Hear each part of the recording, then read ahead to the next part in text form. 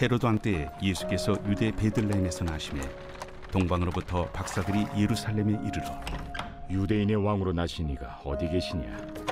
우리가 동방에서 그의 별을 보고 그에게 경배하러 왔노라. 헤로드 왕과 온 예루살렘이 듣고 소동한지라. 왕이 모든 대제사장과 백성의 서기관들을 모아 그리스도가 어디서 나겠느냐 물으니 유대 베들레헴이오니 이는 선지자로 이렇게 기록된 바 또 유대 땅 베들레헴아 너는 유대 고을 중에서 가장 작지 아니하도다. 내게서 한 다스리는 자가 나와서 내 백성 이스라엘의 목자가 되리라 하였음이니이다. 이에 헤롯이 가만히 박사들을 불러 별이 나타난 때를 자세히 묻고 베들레헴으로 보내며 이르되 가서 아기에 대하여 자세히 알아보고 찾거든 내게 고하여 나도 가서 그에게 경배하게 하라. 박사들이 왕의 말을 듣고 갈새 동방에서 보던 그 별이 문득 앞서 인도하여 가다가 아기 있는 곳 위에 머물러 서 있는지라. 그들이 별을 보고 매우 크게 기뻐하더라. 집에 들어가 아기와 그의 어머니 마리아가 함께 있는 것을 보고 엎드려 아기께 경배하고 보배합을 열어 황금과 유향과 모약을 예물로 드리니라. 그들은 꿈에 헤롯에게로 돌아가지 말라 지시하심을 받아 다른 길로 고국에 돌아가니라. 주님께서 주신 소중하고 복된 날입니다.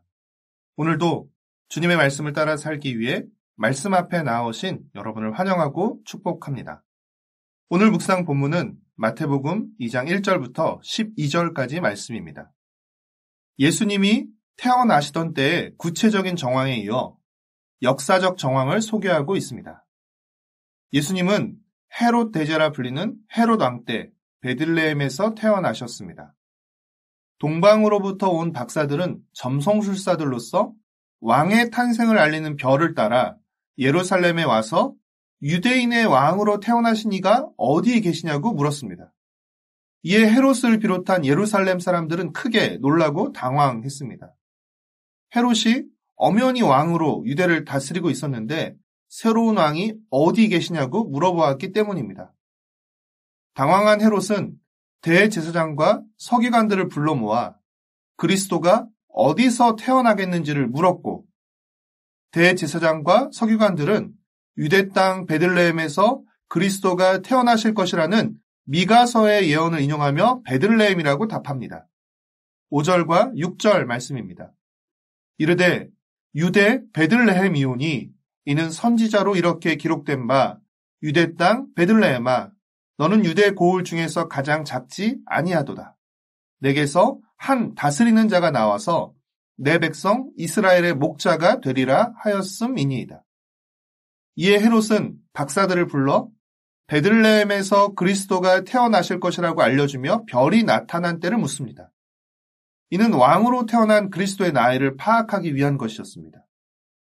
이어 헤롯은 박사들에게 아이를 찾거든 자신도 경배하러 올 테니 알려달라고 부탁하지만 그의 진짜 목적은 경배가 아니라 태어난 그리스도를 살해하는 데 있었습니다. 그러나 그의 음모는 실패하고 맙니다. 베들레헴으로 가는 길에 동방에서 보았던 별이 박사들을 인도해 아기가 있는 집으로 인도했고 박사들은 아기 예수님께 경배하고 준비해온 황금과 유향과 모략을 예물로 드렸습니다. 이들은 예수님께 경배를 드린 첫 번째 사람들이었고 예수님이 유대인의 왕으로뿐 아니라 이방인의 왕으로 온 세상의 왕으로 오셨음을 우리에게 보여줍니다.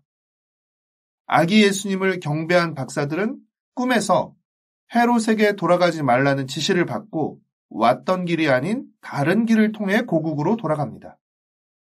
동방에서 그들을 베들레헴까지 인도하신 하나님이 그들이 되돌아가는 길도 인도하신 것입니다. 사랑하는 성도 여러분, 예수님은 이 땅에 새로운 나라, 하나님 나라를 가져오시는 왕으로 오셨습니다. 진정한 왕이신 예수님의 출생에 오늘 본문은 사람들이 보여주는 두 가지 반응이 나타납니다. 첫 번째는 동방 박사들이 보여준 반응으로서 그들이 왕이신 예수님께 보인 반응은 경배였습니다. 두 번째는 헤롯이 보여준 반응으로서 그가 왕이신 예수님께 보인 반응은 거부와 적대감이었습니다. 왜 헤롯은 그와 같은 거부와 적대적인 반응을 보인 것입니까?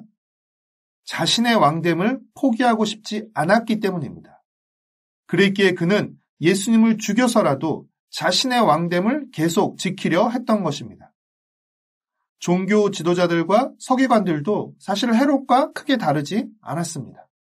그들은 메시아가 베들레헴에서 태어날 것이라는 예언을 알고 대답했음에도 불구하고 그들은 동방박사들처럼 왕으로 태어나신 예수님을 경배하러 가지 않았습니다.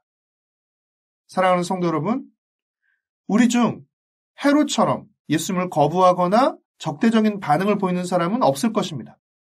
우리는 모두 예수님을 왕으로 고백하고 모신 사람들입니다.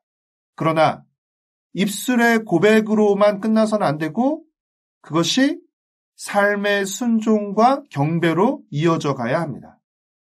우리 삶의 모든 영역에서 예수님의 왕되심을 인정하면서 실제로 예수님의 통치를 받으며 살아야 합니다.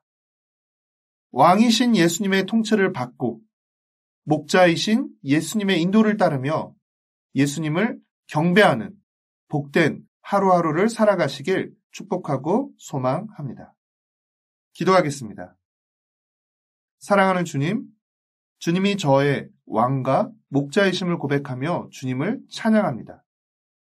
헤롯처럼 주님의 왕되심을 거부하거나 종교 지도자들처럼 주님의 왕되심을 알고도 경배하지 않는 사람이 되지 않게 하시고 동방박사들처럼 왕이신 주님을 환영하고 기뻐하며 경배하며 살게 하여 주시옵소서. 예수님의 이름으로 기도합니다. 아멘.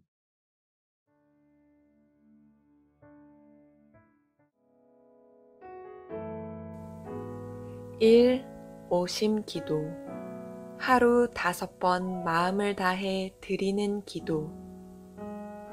나는 죽었습니다. 제가 주인이 아니고 예수님이 저의 주인이십니다. 예수님은 십자가에서 죽으시고 부활하셨습니다. 부활하신 예수님을 가슴으로 만나서 따라가며 간증합니다. 사랑하는 가족과 함께 영광스러운 승리를 노래합니다.